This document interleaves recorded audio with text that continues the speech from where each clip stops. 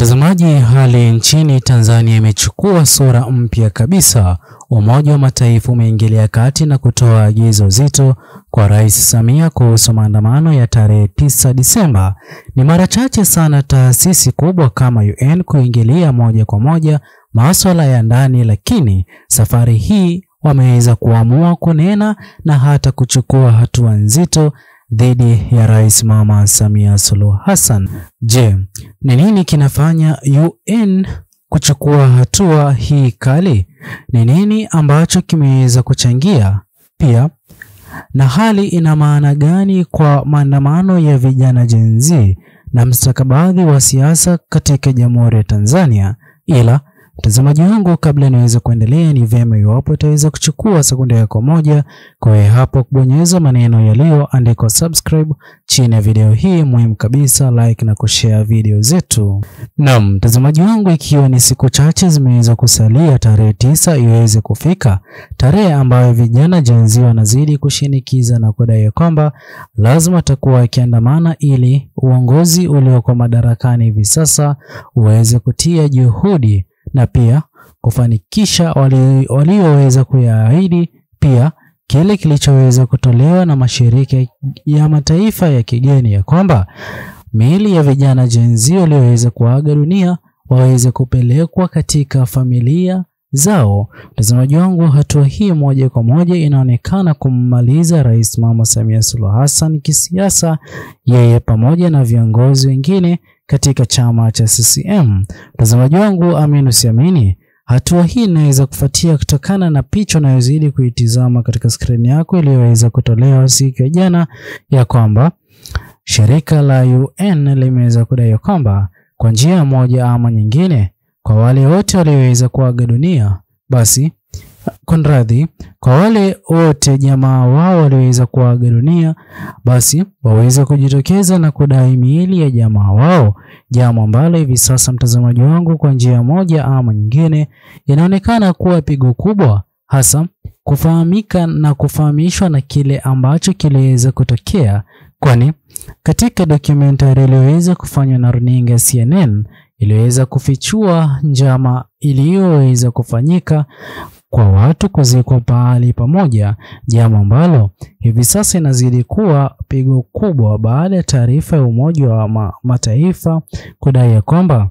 uongozi wa serikali ya awamu ya 7 hivi sasa iweze kutoa miili ya jamaa walioweza kuaga dunia wakati wa maandamano, jambo ambalo linazidi kuibua maswali. Je, miili hiyo wataweza kuitoa wapi ama kupatikana kwa njia gani? Na sote tunafahamu jinsi gani ambavyo utumiaji wa nguvu kupita kiasi uliweza kutumika. Mwisho siku miili hiyo iliweza kuzikwa pahali pamoja ama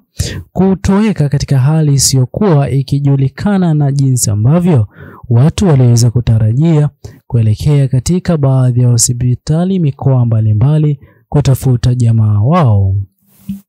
Naam mtazamaji wangu, jinsi ambavyo shirika hili ama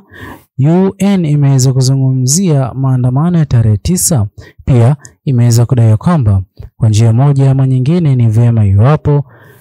uongozi mzima ulioko madarakani hivi sasa kwa njia moja ama nyingine utaweza kukabidhi maafisa wa polisi nafasi ya kulinda waandamanaji, na sio kupiga waandamanaji, bali kulinda waandamanaji na pia kulinda baadhi ya mali ambazo ni za umma zisiweze kuharibika jinsi ambavyo ziliweza kuharibika katika maandamano yaliyoweza kupita. Mtazamaji wangu, kile ambacho Tanzania wengi wanazidi kukisubiri ni jinsi gani ambavyo Rais Mama Samia Suluhu Hassan ataweza kupokea ujumbe ulioweza kutolewa na UN, Umoja wa Mataifa, kwa njia moja ama nyingine. Iwapo kweli ataweza kufanya hivi, basi moja kwa moja vijana Gen Z wataonekana wakipata ushindi hadharani bila kupoteza kwa mara nyingine. Na mtazamaji wangu, kile ambacho kinaonekana kushinikizwa pakubwa na Umoja wa Mataifa ni suala la ukiukaji wa haki za binadamu, kwani Umoja wa Mataifa haupo tayari kwa maandamano haya yanayozidi kuratibiwa kufanyika tarehe 9. Tukio lililoweza kuonekana likitokea katika maandamano yaliyoweza kupita iweze kujirejelea kwa mara nyingine, kwani wanaamini kwamba katika Jamhuri ya Tanzania kutokana na katiba iliyoko katika jamhuri hiyo. Kwa njia moja ama nyingine, raia wapo na uhuru wa kuingia barabarani kuandaa maandamano kupinga uongozi ulioko madarakani, iwapo uongozi huo utakuwa ukizembea katika kazi na hata kuendeleza Jamhuri ya Tanzania kwa upande mmoja ama mwingine, jambo ambalo vijana Gen Z wanaamini kwamba hivi sasa ni wakati mwafaka kwa uongozi ulioko madarakani uweze kuzingatia baadhi ya mambo muhimu ambayo iwapo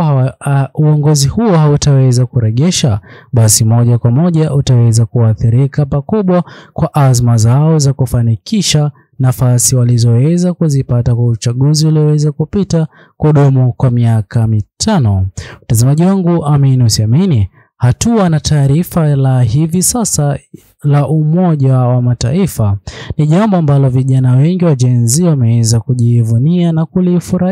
kulifurahia kutokana na jinsi ambavyo hivi sasa wako na uungwaji mkono mkubwa kutoka katika mataifa ya kigeni. Pia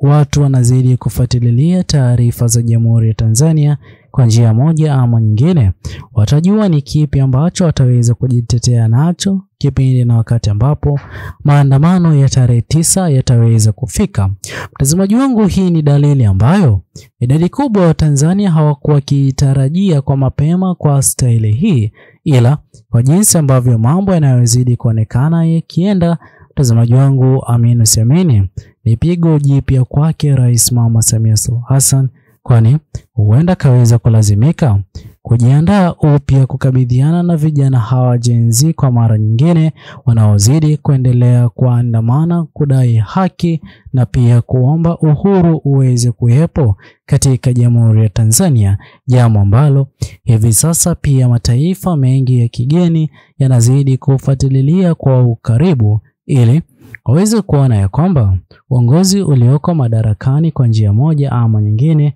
upo tayari kwa ajili ya kufanya mabadiliko yaweze kuwepo katika Jamhuri ya Tanzania, ama uongozi huo kwa njia moja ama nyingine utakuwa ukiendelea na utumiaji wa nguvu kupita kiasi kukabidhiana na waandamanaji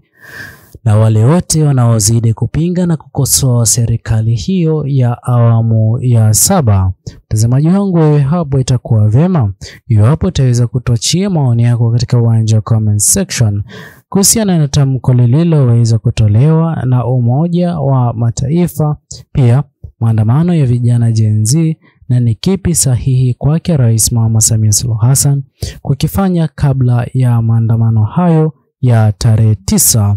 Usisahau kusubscribe, like, comment na kushare video zetu. Bye bye until the next video.